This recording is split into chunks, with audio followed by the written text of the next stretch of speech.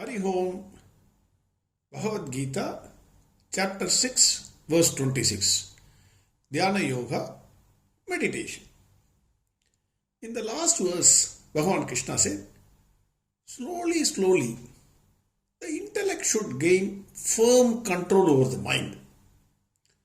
Once the mind is concentrating on the self, then it should not be allowed to think on anything else. That is what Bhagwan said. Because the mind has to control the sense organs. The mind has to be controlled by the intellect. So two-way process for meditation. Now once the mind is concentrating on the self, it should not be allowed to go away. It should concentrate only on the self. Is it possible? Mind is not a baby to beat, give two slaps or threaten, I will not give you chocolate, etc. It is a subtle thing. You can't eat with a stick. Every time it will laugh at you. It is not easy to control the mind. Anything subtle cannot be beaten. Mind can only be tamed. Slowly. The entire life of a man is to change the mind from being a master to becoming a servant. At present, we have to accept the fact, mind is our master. Whatever it says we are doing. We have to make the mind as our servant. Mind as a master is a demon. Mind as a servant is an excellent servant. So how to make that change? That is the point which Bhagwan Krishna is making in this verse. Bhagwan Krishna answers. Verse 26. Yado nischarati manas sanchalamastheeram tado niyam yaitad atmanyeva vasham nayet. Bhagavan says, Yado nischarati manas sanchalamastheeram.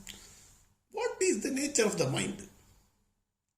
We have already seen this. The nature of mind is like a flame of a lamp. Always shaky, always moving. It will not stand at one place steadily, firmly. It used to shake. A small wind will blow away the flame of a lamp. Similarly, mind, it goes away. It is not easy to control the mind. At the same time, it is not impossible also. It is difficult, but not impossible. So, Bhagavan says, first, you have to accept that mind is much more powerful than any other thing in this world. That is the first fact you must appreciate. It is more powerful.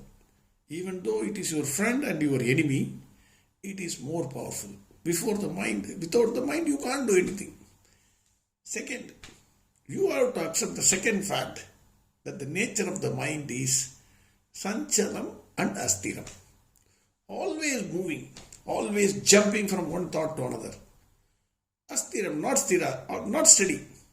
Now, if you think on one thought, next minute it goes to another thought. You can examine yourself. I did not have to give a lecture on that. Examine your life, examine your thoughts. Per day, it has been scientifically proved, per day a person thinks 60,000 thoughts. How many jumps it is making? 60,000 thoughts. My God. So, what is its nature? Its nature is, it is flowing, moving from one thought to another, and asthiram, it is not steady. Simple example, diabetic patient. Do you know that he did not know that he should not take sweets? He knows very well. Who is the best person other than himself who knows that the diabetic patient should not take sweets? He goes to a party. What his mind will do? Come on, yeah, what is there? Take one more. Nothing will happen. Take the tablet. All are taking.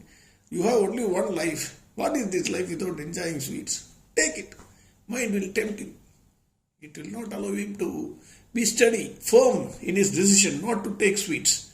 So the person implicitly obeys. He knows, intellectually he knows the danger. But he takes the plate, takes the sweet and eats it. That is the way the mind will make that person implicitly obey its command. Then, if you sit in the seat of meditation, what will happen? Hundreds of thoughts will come. Not one or two, hundreds of thoughts. Yesterday, for example, I sat in the seat of meditation just to try. Let me also meditate. Bhagwan Krishna is saying meditate, meditate, meditate. So let me try and meditate. So at 4:30, I sat in the seat of meditation. There was a doorbell. Tong tong. Then I had two minds whether to open it or not. Then I opened the door. A lady was standing with some luggages. She said, Sir, 4B, Mr. Ramakrishnan. I said, no, this is not 4B. This is 6B. I am Radhakrishnan. Ramakrishnan is in the other block. Then she had so many luggages. I also carried the luggages to the other block. Went to Ramakrishnan's home. Ramakrishnan, when the doorbell rang, he opened the door. He allowed the lady inside. Did not even have the courtesy to call me inside and offer a cup of coffee. He banged the door. Then I came back with regret. Sat in the seat of meditation. By that time, the time was also up. My wife called me, you have your coffee. Then, at that time, when my wife said, have your coffee, at that time only I realized, from the doorbell till my wife called, it was my imagination. There was no doorbell. It did not ring. There was no lady. There was no luggages. There was no Ramakrishnan. There was not even the other block. I did not go carry the luggage. Mind went on its own thoughts. It had made an imagination of everything. It went to that place. And by the time it came back, the purpose for which I sat was meditation. Entire meditation is gone. Some other thought. If you may think I am creating my own story, it will happen for hundreds, for everybody, without exception. It may be about your son in America, son or daughter in America, or your son studying in IIT or something, or your daughter in 12th class, or something else, your share market, or your employment problem, anything else. The mind will make its own imagination. It will not allow you to concentrate, meditate on the self. It will take you away. That is the point. The mind will never allow you to sit in meditation or concentrate or focus on the self. It will take you away. If that is the case, then how to control the mind? Bhagwan says, Tatas tado niyam jaitat atman yeva vasham nahet. At that moment, the moment the doorbell rang, immediately there should be a spark in your mind. You should immediately think something is trying to take the mind away from the point of focus, from the meditation. You should be very, very alert. Unless you are alert, then mind will go on its own tour, on its own imagination, on its thoughts. Everywhere, whatever it wants, it will roam around and then come back. The moment it starts derailing from the focus, immediately at that point, Bhagwan says, that is what he says. Tatas tato niyam jaitat. At that moment, at that very moment, if I stopped, when the doorbell, the thing, it was my imagination, the doorbell was ringing.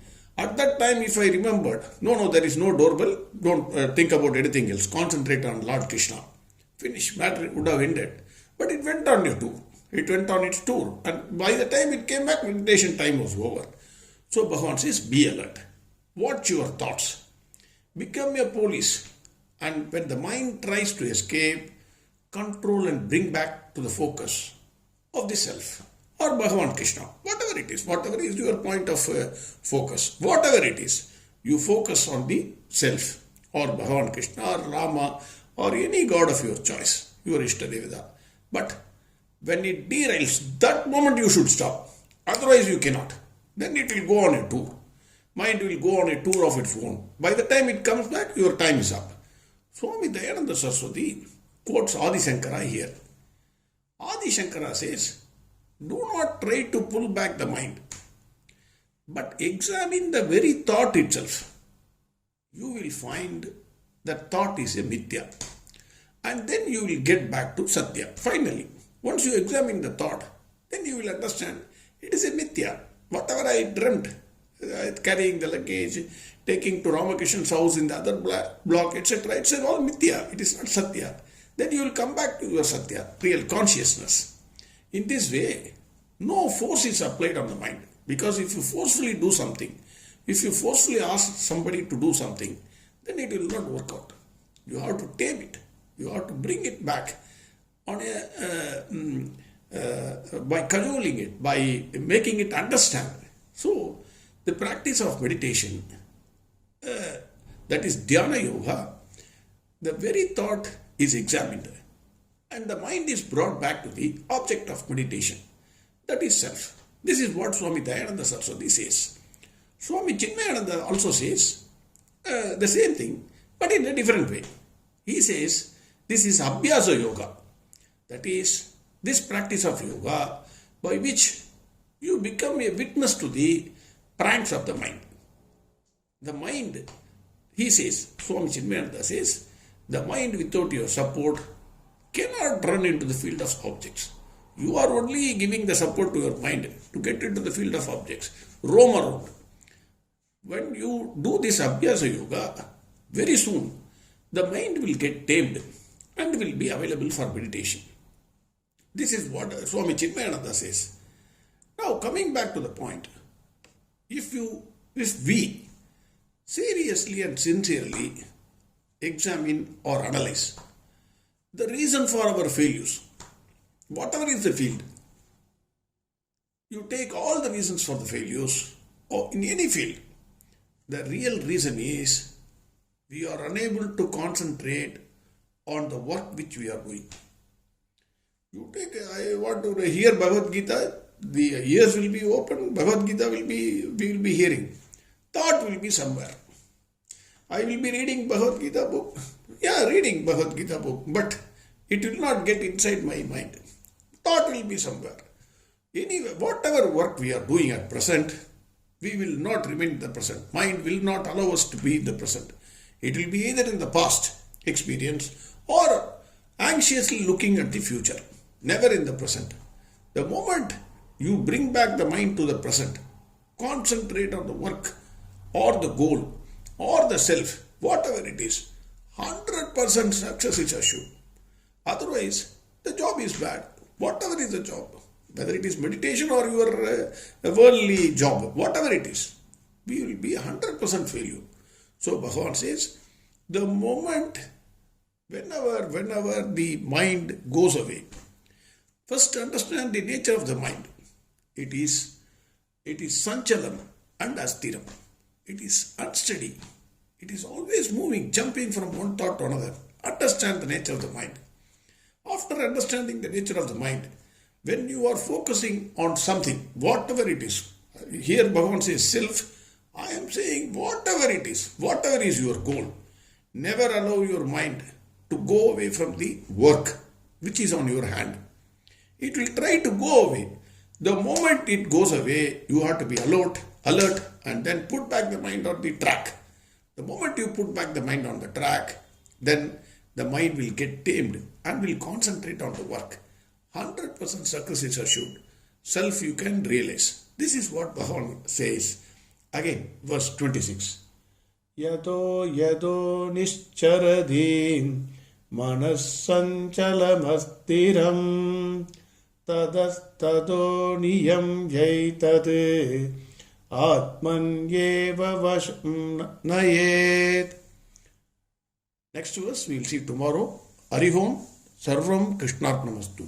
Narayana Narayana Narayana Narayana Narayana Narayana Narayana Narayana Narayan Narayan Narayan Narayan Narayan Narayan Narayan Narayan